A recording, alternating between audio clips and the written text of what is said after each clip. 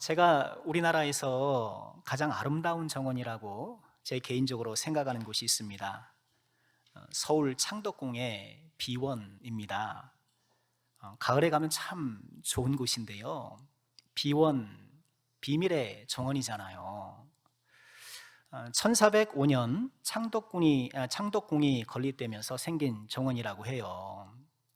계절마다 단아하면서도 화려한 그 아름다움이 일품인데요. 본래 궁궐 뒤에 있다고 해서 후원, 그리고 그 방향이 북쪽이니까 북원 이렇게 불렀는데요. 1903년 고종실록에 처음으로 비원이라는 단어가 등장을 해요. 의정부 찬정 조정구를 비원 감독에 겸임시켰다 이런 기록이 나오면서 이 정원을 비원으로 이렇게 부른 기록이 나오는데요. 비밀의 정원이라고 불렀던 이유, 아마도 왕이나 왕족들이나 고위관료, 이렇게 특별한 몇몇 사람들에게만 허락된 공간이기 때문에 그랬을 수도 있겠지만, 이 정원의 아름다움에 신비감을 더하기 위해서 비원이라고 부르진 않았겠는가, 아주 개인적으로 그렇게 생각해 봐요. 사람들은 누구나 자기만의 비밀의 정원이 있죠. 여러분들 다 비밀의 정원이 있어요. 누구도 들어올 수 없는, 허락된 소수에게만 공개되는 그런 마음의 비밀의 정원들이 다 있어요. 비밀이 있으시죠? 국가 기밀 같은 뭐 거창한 그런 건 아니더라도 사실 우리는 굉장히 많은 비밀을 품고 살아요. 휴대폰 비밀번호, 그렇죠? 현관문 비밀번호, 통장 카드 비밀번호, 또 요즘 여러 인터넷 사이트 들어가려면 다 비밀번호가 있어야 되잖아요. 근데 비밀번호가 너무 많다 보니까 기억을 할 수가 없는 거예요. 그래서 아마 여러분들도 비밀번호 잃어버려가지고 무엇이 되었든, 특히 사이트에서도 이 사이트 비밀번호가 뭐였더라 하면서 뭐 비밀번호를 잃어버린 통에 또 다시 처음으로 돌아가서 뭐 설정하고 그런 경험들이 다 있으실 거예요. 우리는 남들에게 알려지면 곤란한 비밀들이 다 있어요. 그래서 때때로 고이 간직하던 비밀이 누설되어서 곤란한 상황을 맞게 되기도 하고, 때로는 부주의한 비밀의 폭로자가 되어서 그런 상황을 만들기도 해요. 어때요? 비밀을 좀 잘 지키시는 성격이신가요? 잠언 20장 19절에 이런 말씀이 있더라고요. 두루 다니며 한담하는 자는 남의 비밀을 누설하나니 입술을 벌린 자를 사귀지 말아라. 이렇게 좀 비밀을 좀 잘 간직해주는 그런 마음이 성실한 사람을 주님께서 더 좋아하신다는 거예요. 함부로 비밀을 누설하는 어떤 그런 걸 별로 안 좋아하셔요. 혹 누군가 나에게 비밀을 알려줬다면 잘 지켜줘야죠. 모른 척 해주는 것도 때로는 품격이에요. 그리고요, 아시겠습니다만 일단 내 입 밖으로 나오면 비밀이란 없어요. 그렇게 생각하는 것이 현명해요. 이건 비밀인데 라고 하면서 말하는 순간 비밀은 없어지는 거예요. 정말 지키고 싶으시면 주님 앞에 서는 그날까지 꼭 참고 계셔요. 비밀일수록 더 말하고 싶은 게 우리 인간본성이잖아요. 근질근질 하잖아요. 자, 오늘 우리가 읽은 말씀 가운데 비밀이라는 단어가 등장해요. 하나님의 비밀. 우리가 하나님의 비밀을 맡은 자. 하나님의 비밀이라고 표현된 이것이 지칭하는 것이 하나님의 말씀이라는 것을 우리가 잘 알고 있잖아요. 그런데 왜 그 말씀을 비밀이라고 했을까? 하나님의 말씀을 표현하는 여러 단어들이 있잖아요. 가장 일반적인 게 복음. 하나님의 말씀은 우리에게 참 좋은 소식이야. 구원의 좋은 소식이야. 복음이라는 이런 표현도 있고, 하나님의 말씀은 진리야. 언제 어디서나 변하지 않아. 변하지 않는 하나님의 속성을 닮은 하나님의 말씀, 진리라고도 얘기를 하잖아요. 그런데 하나님의 말씀을 일컬어 비밀이라고도 얘기를 하는 거예요. 왜 비밀이라고 할까? 크게 두 가지 이유가 있어요. 첫째는 하나님의 구원 역사에서 나타나는 하나님의 구원 방법이 비밀스러웠기 때문에 그래요. 하나님의 구원 방법의 비밀성 때문에. 아담 타락 이후에 온 인류가 죄에 빠졌고, 하나님께서 죄에 빠진 인류를 구원하기 위한 프로젝트를 이제 창세기부터 진행하신 것 아닙니까? 이 구원 방법을 구원사 속에서, 구속사 속에서 펼쳐오시면서 비밀하게, 은밀하게 이런 것들이 막 퍼져나갔고, 특별히 하나님의 구원 방법이 예수 그리스도의 십자가와 부활이라는 이 사실 자체가 비밀이었던 거예요. 구약의 선지자들도 그래, 먼 훗날 하나님께서 이 세상을 구원해 주실 거야, 그것을 믿었고 내다보고 예언도 했지만, 그 방법이 하나님이 사람으로 오셔서 십자가에 죽으시고 부활할 것이라는 것까지는 몰랐던 거예요. 희미하게는 알았죠. 희미하게는 부분적으로 파편적으로는 알았지만, 우리가 보는 것처럼 이렇게 선명하게 이런 과정을 통해 구원이 이루어졌다는 것을 선지자들은 몰랐던 거예요. 똑똑한 사탄도 몰랐죠. 사탄도 몰랐어요. 그래서 예수님을 죽여서 사망의 권세 아래 딱 붙잡아 놓으면 자기가 승리한 줄 알았던 거예요. 그런데 우리 예수님이 어떻게 하셨어요? 부활하셔서 사망 권세를 박살내시고 구원을 이루신 것 아니에요. 사탄이 깜짝 놀랐겠죠. 뒤로 넘어졌겠죠.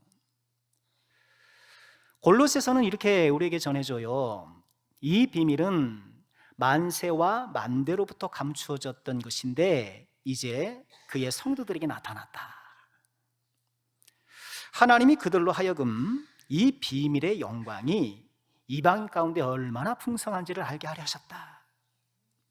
이 비밀은 너희 안에 계신 그리스도시니 곧 영광의 소망이시니라. 이 하나님의 복음의 말씀이 비밀성을 이렇게 얘기를 하고 있는 거예요. 그리고 그 비밀이 이제 예수님이라는 실체를 통해서 우리에게 완전히 폭로되었다, 열렸다. 그래서 본래 비밀은 알려지면 안 되는 거잖아요. 이 세상의 비밀은 감춰야 되는 거예요. 본래 비밀은 알려지면 안 되는데 하나님 나라의 비밀은 반대로 알려지지 않으면 안 되는 거예요. 공개된 비밀이에요. 역설이죠. 비밀인데 다 알려진 거예요. 이런 구원의 방법의 은밀성 때문에 하나님의 말씀을 비밀이다, 이렇게 얘기를 하고요. 또 하나님의 말씀을 비밀로 표현하는 이유는요, 구원의 방법도 그렇지만 구원이 우리에게 적용되는 그 은혜 또한 비밀스럽기 때문에 그래요. 하나님의 비밀이 역설적으로 이 세상에 공개되었는데, 그렇다 하더라도 하나님의 비밀을 접한 모든 사람이 그 비밀의 은총을 누리는 건 아니라는 거예요.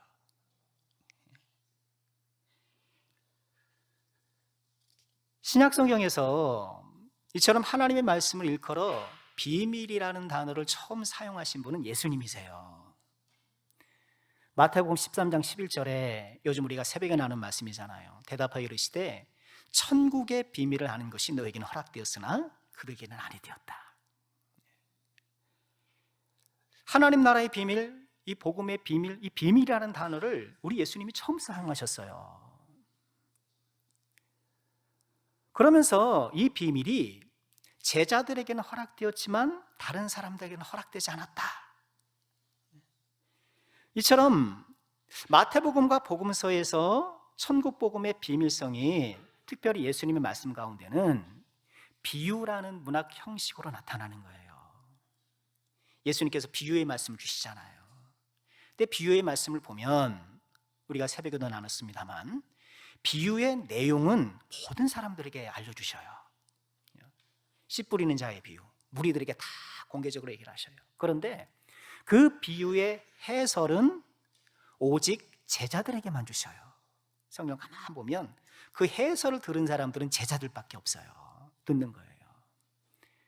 비유의 내용을 모든 사람들에게 공개하시지만 그 해설은 제자들에게 주시는 이유는 뭘까요? 그건 비유의 성격, 나아가 하나님 말씀의 성격을 보여주는 거예요. 누구나 다 하나님의 말씀을 받을 것이지만 모두가 그 말씀해 주시는 하나님의 축복과 은혜와 구원을 누릴 수 있는 것은 아니라는 거예요. 그렇잖아요. 내가 성경 말씀을 읽는다고 해서 모든 사람이 그 내용을 읽고 이해한다고 해서 그 구원의 은총을 누리는 것은 아니에요. 거긴 또 다른 게 있어요.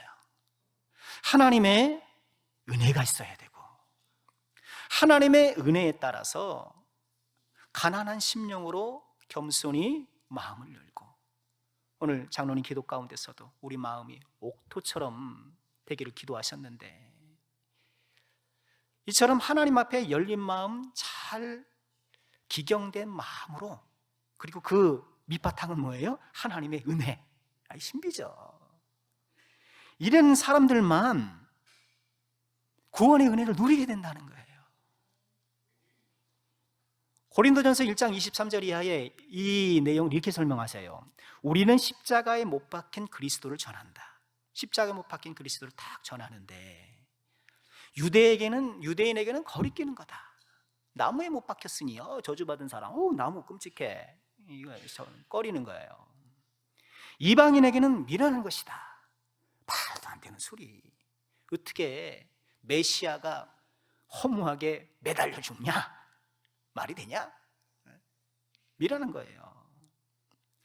어떤 유대인에게는 거리끼는 것이고 이방인에게는 미련한 것이지만 오직 부르심을 받은 자들에게는 유대인이나 헬라인이나 그리스도는 하나님의 능력이요 하나님의 지혜니라.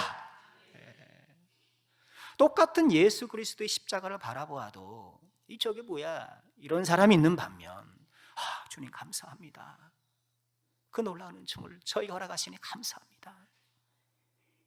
다르다는 거예요. 하나님의 능력과 하나님의 지혜를 맛보는 사람은 따로 있다는 거예요. 여러분 우리가 이처럼 천국 비밀의 이 복음의 비밀을 누릴 수 있는 자가 되었다는 것이 얼마나 큰 축복인가. 어떤 사람은 성경 달달달달 외고 제가 원고 없는 얘기입니다만 제가 군대 갔을 때 어떤 사람이 그러더라고요. 선임이 자기는 성경을 10번 읽어봤대요. 저는 그 당시 한두 번 읽었으면 막 하는데 자기는 10번을 읽어봤대요. 근데 말도 안 된대요. 그 이렇게요. 10번, 100번 읽어도 읽는다고 해서 자동적으로 뭐가 되는 게 아니잖아요. 하나님의 비밀을 아는 자. 이처럼 하나님의 비밀은 구원의 방법에 있어서의 그 은밀성, 비밀성 뿐만 아니라 그 말씀을 읽는다 하더라도 내가 접촉한다 하더라도 그 은혜를 누림에 있어서도 비밀성. 이것 때문에 하나님의 말씀을 비밀이라고 우리가 부르는 거예요. 그런데 오늘 말씀 우리에게 무엇을 선언합니까? 이 하나님의 비밀을 우리에게 맡기셨다는 거예요. 우리가 비밀을 맡은 자라는 거예요. 우리 사랑하는 모든 죄종들, 저와 여러분이 이 하나님의 귀한 비밀을 맡은 자임을 여러분 믿으시기를 또 기뻐하시기를 주의 이름으로 축원합니다. 왜 기뻐하는가? 아무에게나 안 맡겨요. 여러분 그렇죠? 여러분 비밀 있으면 아무한테나 말 얘기를 합니까? 그럼 비밀이 아니죠. 비밀은 신뢰할 수 있는 사람에게, 믿을 만한 사람에게 맡기는 거예요. 하나님의 비밀을 맡은 저와 여러분, 이 하나님의 비밀을 맡은 우리가 꼭 품어야 될 그런 영성은 무엇일까요? 두 가지만 생각해보고 말씀 마치려고 해요. 첫 번째는요, 하나님의 비밀을 맡은 자로서 우리는 일꾼이 되어야 합니다. 일꾼이 되어야 돼요. 일꾼의 영성이 꼭 필요해요. 새벽에도 제가 이 말씀을 한번 드린 적이 있는데, 오래전부터 교회 안에 세 가지 꾼이 있다라고 알려져 있잖아요. 무슨 꾼이죠? 말꾼, 구경꾼, 일꾼이라는 거예요. 교회에 세 꾼이 있다는 거예요. 말만 하는 사람, 구경만 하는 사람, 그리고 손과 발로 일하는 사람. 세 부류의 사람이 있다는 거예요. 여러분 어디에 가까워요? 어디에 가까우세요? 우리는요, 말꾼과 구경꾼의 위험성에서 자유롭지 않아요. 말꾼이 될 위험성이 가장 높은 사람은 목사더라고요. 말을 너무 많이 해요. 예배 1시간 드리면 절반은 혼자 얘기를 해야 돼요. 오늘 설교 원고를 제가 A4로 10장을 준비하거든요. 주일 오전에는 10장, 좀 길면 12장, 아주 길면 13장. 한 50분 설교했던 적이 있어요. 그래서 보통 한 10장, 11장 요 사이 왔다 갔다 원고를 준비하는데, 주일 오후에는 한 9장, 수요일 날, 그리고 새벽에는 한 4-5장 이렇게 분량이 준비가 돼요. 이렇게 설교 페이퍼가 잔뜩 쌓이니까 어떻게 좀 처리하기가 좀 곤란한 거예요. 그래서 이렇게 좀 연도별로 묶어서나 정리해놔야겠다, 그렇게 생각을 해서 몇 해 전에 저희 막내딸한테 그걸 시켰어요. 좀 날짜별로 좀 정리해라. 근데 얘가 이제 막 정리하다가 이런 얘기를 해요. 아, 아빠, 뭔 말을 그렇게 많이 했어요. 뭔 말을 그렇게 많이 했어요. 말을 너무 많이 해요. 목회자가, 설교자가 말을 많이 하기 때문에 말씀을 살아내기 위해서 치열하게 노력하지 않으면 말꾼 되기 쉬워요.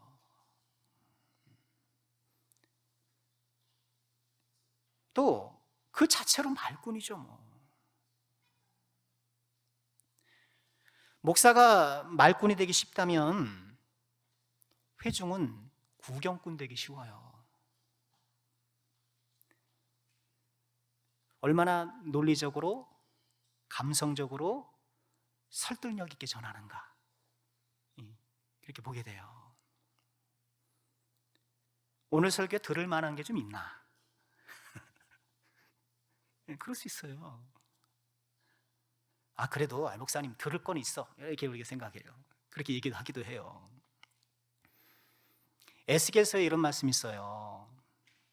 그들은 내가 고운 음성으로 사랑의 노래를 하며 음악을 잘하는 자가 같이 여겼다. 하나님 에스겔에 대해 말씀하십니다. 네가 하나님 메시지 전했더니 사람들은 네가 사랑 노래, 고운 음성으로 사랑 노래를 하며 음악 잘하는 사람처럼 여겼다. 감상했다는 거예요. 내 말을 듣고도 행하지 않았다. 자칫 우리는 설교 감상가 되기 쉬워요. 자칫하면. 물론 우리가 말씀을 들으면서 이런 작용이 일어날 수 있어요. 당연히 또 그건 자연스러운 부분이기도 해요. 중요한 건 아까 에스겔 33장 30절의 맨 끝이에요. 듣고도 행하지 않는가. 아니면 설교 듣고 아이고 들을 게 있네, 그럴 수 있죠. 당연히 그런 거 아니겠습니까? 아, 설득력이 있네, 어떤 좀 감성적이네, 논리가 있네. 당연히 우리는 그렇게 판단할 수 있겠죠. 중요한 것은 듣고도 행하지 않는 거예요. 그럼 그냥 내가 콘서트 가서 노래 듣는 거예요. 음악회 가서 음악 감상하는 거랑 다를 바가 없는 거예요. 말꾼이 구경꾼을 길러내고 구경꾼이 말꾼을 길러내는 법이에요. 우리 정말 조심해야 돼요. 듣고도 행하지 않으면 구경꾼 되고요, 전하고도 행하지 않으면 말꾼 되는 거예요. 우리 옆에 분에게 이렇게 인사하시죠. 우리 꾼 되지 맙시다. 꾼 되지 맙시다. 우리 꾼 되지 말아야 돼요. 신앙생활 하면서 말만 잘하고, 신앙생활 하면서 귀만 높아지고, 꾼 되면 안 돼요. 우리는 말꾼, 구경꾼이 되면 안 되고 무슨 꾼이 돼야 돼요? 일꾼이 돼야 돼요. 일꾼으로 번역된 이 단어가 휘페레타인데요, 본래 배 아래서 노를 젓는 사람을 일컫는 단어라고 해요. 자신을 드러내는 없이 묵묵히 선장의 명령에 따라 노를 젓는 사람, 우리의 선장이신 예수 그리스도의 명령에 따라 열심히 인생의 노를 저어가는 사람, 이게 일꾼이라는 거예요. 우리 남성께 사랑하는 모든 권속들이 그리스도의 신실한 일꾼 되기를 주의 이름으로 축원합니다. 일꾼이 할 일이 뭘까요? 먼저는 비밀을 전하는 거예요. 하나님의 비밀을 맡은 일꾼은 비밀을 전해야 돼요. 앞서 말씀드린 것처럼 하나님의 비밀, 천국 비밀은 역설적이에요. 세상 비밀은 감춰야 되지만 하나님 비밀은 빨리빨리 알려줘야 돼요. 공개된 비밀이에요. 바울 사도가 골로새 성도들에게 이런 기도 부탁을 했어요. 또한 우리를 위하여 기도하되 하나님이 전도할 문을 우리에게 열어주사 그리스도의 비밀을 말하게 하시기를 구하라. 우리에서 기도해 주십시오. 하나님이 전도할 문을 열어주십시오. 내가 일 때문에 매임을 당했는데, 이 골로새서니까 옥중서신이잖아요. 로마에서 지금 가택연금 상태에서 편지를 쓰잖아요. 빨리 하나님께서 이 갇혀있는 문을 좀 열어주셔서 하나님의 비밀을 좀 말할 수 있도록 여러분 좀 그렇게 좀 기도해 주십시오. 이렇게 편지 쓴 거예요. 다른 친구의 비밀은 함구해야 되지만 우리 친구이신 예수님의 비밀은 좀 얘기해야 돼요. 많이 얘기해야 돼요. 비밀의 일꾼으로서 우리가 비밀을 전해야 되는데요, 더 중요한 게 있어요. 비밀의 일꾼으로 비밀을 살아내는 거예요. 이게 중요해요. 우리가 다음 주 일꾼을 선출하는데 디모데전서 3장 8절에 일꾼의 자격을 이렇게 얘기를 해요. 이와 같이 집사들도 정중하고 신중하다는 거예요. 일구이연하지 아니하고 술에 임박이지 아니하고 더러운 일을 탐하지 아니하고. 그게 또 뭐 생활상 그의 어떤 인격적인 부분 얘기를 해요. 그리고 9절에 이렇게 말씀을 하세요. 깨끗한 양심에 믿음의 비밀을 가진 자다. 그의 양심에 믿음의 비밀이 새겨져 있는 사람이다. 우리 양심에 무엇이 새겨져 있느냐에 따라서 우리가 살아가는 거예요. 그래서 양심에 뭐가 났다 그래요? 양심에 털 났다. 양심 아니에요, 그죠? 양심에 새겨진 대로 살아가는 거예요. 우리는 그 양심에 믿음의 비밀이 새겨진 사람. 여러분, 이것이 일꾼의 자격인 거예요. 우리가 그렇게 하려고 노력해야 돼요. 여러분, 제가 말꾼, 구경꾼, 일꾼 하면서 일꾼을 말씀하니까 어떤 그림이 연상돼요? 팔 걷어붙이는 현상 생각하죠. 아, 일꾼 팔 걷어붙이는 거야. 맞아요. 일꾼은 팔 걷어붙이는 게 맞긴 해요. 그러나 팔 걷어붙이기 전에 마음 걷어붙여야 돼요. 표현이 좀 그렇긴 합니다만 마음을 먼저 열고 하나님의 비밀을 마음에 새겨야 돼요. 나의 인품과 삶 속에 하나님 말씀을 새기는 것이 우선이에요. 마르다가 팔 걷어붙이고 막 구원이라고 예수님 대접하느냐고 막 정신없을 때 마리아는 뭐 하고 있었어요? 예수님의 발 아래서 말씀을 들으며 그 말씀을 마음과 인격의 삶에 새기고 있었어요. 예수님께서 누굴 칭찬하셨나요? 마리아를 칭찬하셨어요. 팔 걷어붙이면 안 된다는 말씀이 아니잖아요. 팔 걷어붙이는 것과 더불어 우리가 꼭 중요한 것이 마음 걷어붙여서 내 마음의 주님을 다 모셔드리는 것, 이 비밀의 말씀을 살아내는 것, 우리에게 꼭 필요한 부분이라는 거예요. 비밀로 번역된 이 헬라어가 미스테리온이거든요. 많이 들어봤죠? 미스테리온. 맞아요. 영어의 미스테리예요. 미스테리. 하나님의 비밀을 맡은 자, 그 양심에 미스테리온이 새겨진 사람은요, 그 삶이 미스테리예요. 미스테리예요. 다른 사람들 보기에 신기해요. 이상하게도 보여요. 비밀을 맡은 자의 미스테리한 삶을 가장 잘 표현한 구절이 고린도서 6장이라고 저는 봐요. 이 말씀 아시죠? 우리는 속이는 자 같으나 참되고, 무명한 자 같으나 유명한 자요, 죽은 자 같으나 보라 우리가 살아있고, 징계를 받는 자 같으나 죽임을 당하지 아니하고. 우리 같이 읽어볼까요? 시작. 근심하는 자 같으나 항상 기뻐하고, 가난한 자 같으나 많은 사람을 부유하게 하고, 아무것도 없는 자 같으나 모든 것을 가진 자로다. 미스테리한 사람이라는 거예요. 근심하는 자 같으나, 아니 저 사람 보면 근심해도 이상하게 전혀 없는데, 근심하는 자 같으나 항상 기뻐하고, 그 마음속에 세상 이룰 수 없는 기쁨의 샘물이 있어서 기쁨이 솟아나는 거예요. 가난한 자 같으나 별로 가진 것도 없고 배운 것도 없고 사람이 그저 그러 보이는데, 그러나 많은 사람을 부유하게 하는 거예요. 여러분, 학식으로 보이게 하는 것이 아니고 오히려 많은 사람들에게 내가 가지고 있는 것이 없는 것처럼 보여도 부유케 하는 그런 사람이 있는 거예요. 아무것도 없는 것 같으나 모든 것을 가진 자로다. 이런 미스테리한 삶. 베드로전서 3장 15절에 이런 말씀을 하죠. 너희 마음에 그리스도를 주로 삼아 거룩하게 하고 너희 속에 있는 소망에 관한 이유를 묻는 자에게, 야, 너 어떻게 그런 소망이 있을 수 있니? 지금 너의 그런 상황에서 어떻게 그럴 수가 있니? 묻는 거예요. 궁금한 거예요. 마땅히 근심해도 뭐라 할 것 없는데 그 마음속에 빼앗기지 않는 기쁨이 있는가? 우리 남성교회 사랑하는 모든 권석들이 하나님의 비밀을 우리 마음속에 깊이 새김을 통하여서 이런 참으로 비밀스러운 삶을 살아가시기를, 참으로 미스테리한 이 거룩한 삶을 살기를 주의 이름으로 축원합니다. 두 번째로 맡은 자에게 요구되는 영성은 무엇인가요? 우리 일꾼이 되되 어떤 일꾼이 되어야 될까요? 충성된 일꾼이 되어야 돼요. 맡은 자에게 꼭 필요한 영성은 충성이에요. 우리 2절 말씀 같이 한번 읽어보죠. 시작. 그리고 맡은 자들에게 구할 것은 충성이니라. 충성이 뭔가요? 언제 어디서나 변하지 않는 마음이 충성이에요. 언제 어디서나 변하지 않아요.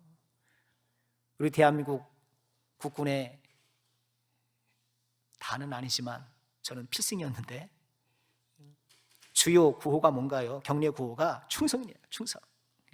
언제 어디서나 변하지 않겠다는 거예요. 어제와 오늘이 다르면 충성이 아니에요. 내가 기분이 좋을 때는 잘하다가 그렇지 않을 때는 달라지는 것도 충성이 아니에요. 교회 안과 교회 바깥이 다른 것도 충성이 아니에요. 그럼 그거 꼭 기억하셔야 돼요. 충성은 항상 변하지 않아요. 우리 하나님은 충성된 사람을 찾으셔요. 내 눈이 이 땅에 충성된 자를 살펴 나와 함께 살게 하리니 완전한 길에 행하는 자가 나를 따르리라. 우리 교회에 충성된 분들이 많아서 얼마나 감사한지 몰라요. 주일 되면 차 타고 걸어서 이렇게 교회로 오시는 모습을 보면 참 충성되게 예배하고 충성되게 사명 감당하고. 여러분, 교회 곳곳에서 충성된 종들이 참 많아요.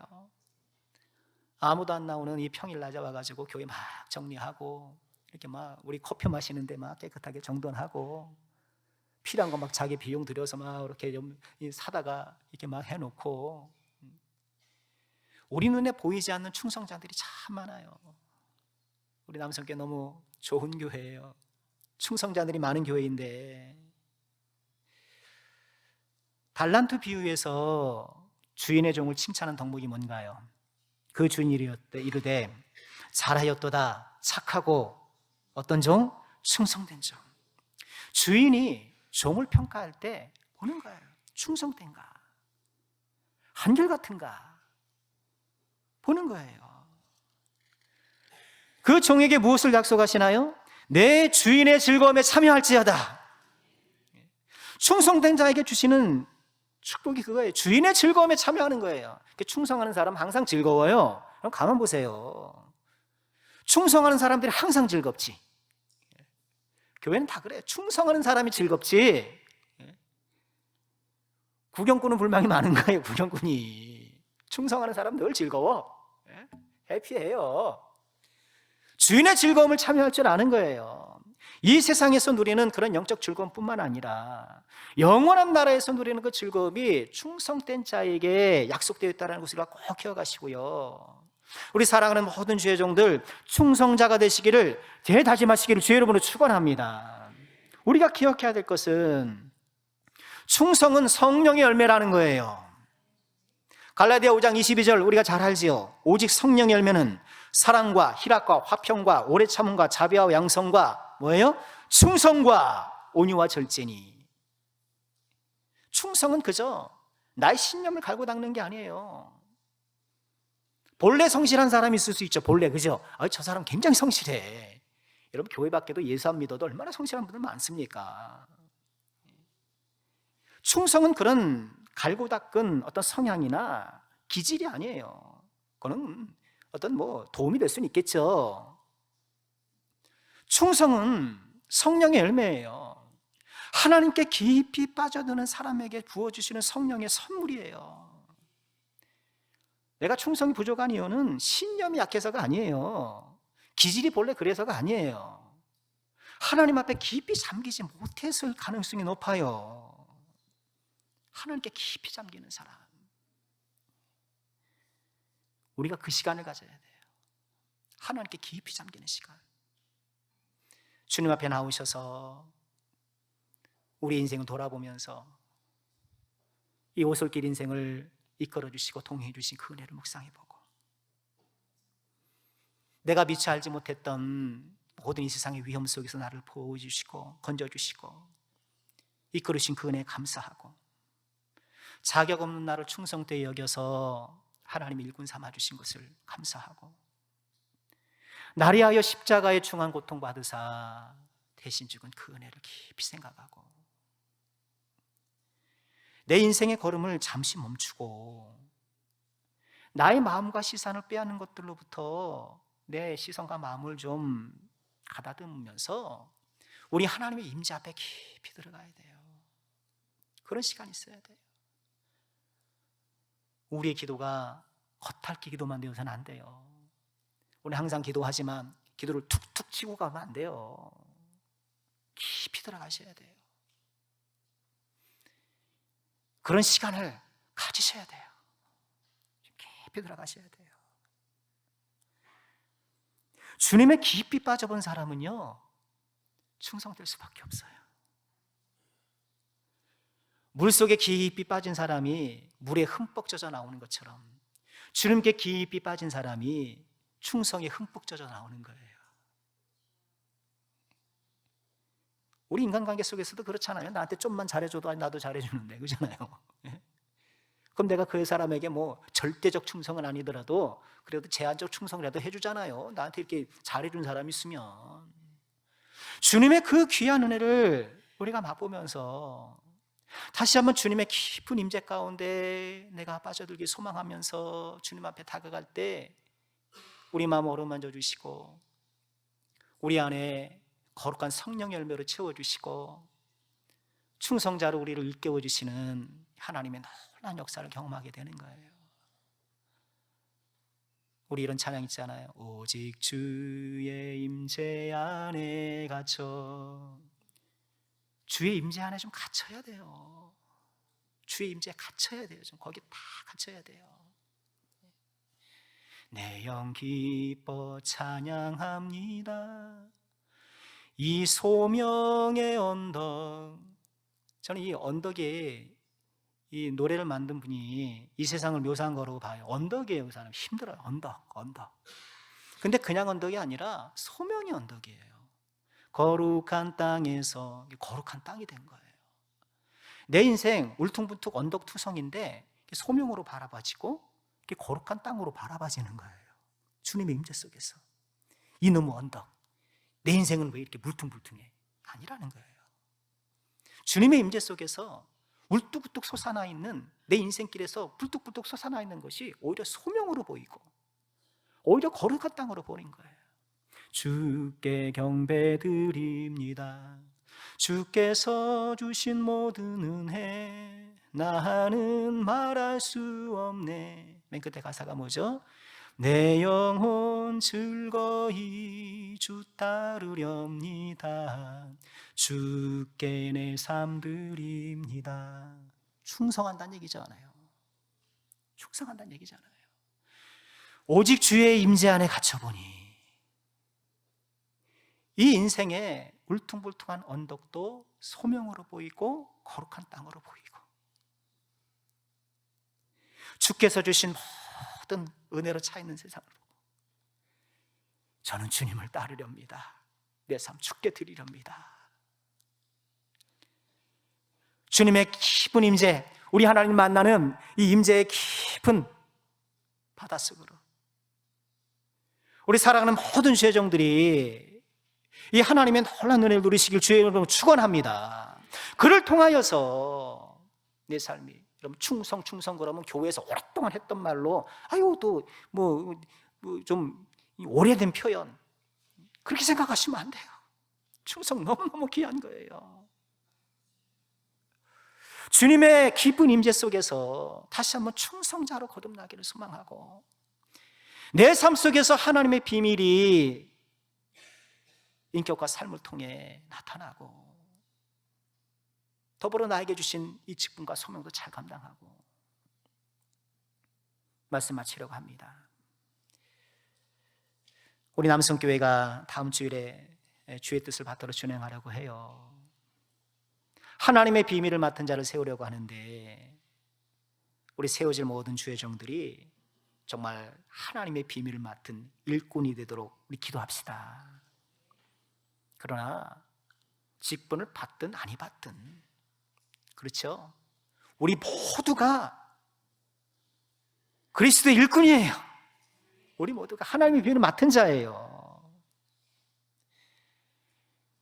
내가 벌써부터 직분을 받았음에도 불구하고 나도 모르게 말꾼 되어가고 구경꾼 되어가고 있던 것은 아닌가 돌아보면서 또 나는 일꾼이 돼 충성된 일꾼이었는가를 돌아보면서 우리 남성교회가 이런 귀한 일들을 통하여서 우리 모두가 일꾼으로 세워지고 충성된 일꾼으로 다시 한번 세워지고 이런 하나님의 귀한 축복을 누리는 우리 남성교회 저 여러분 우리 모두가 될 수 있기를 주님의 이름으로 축원합니다.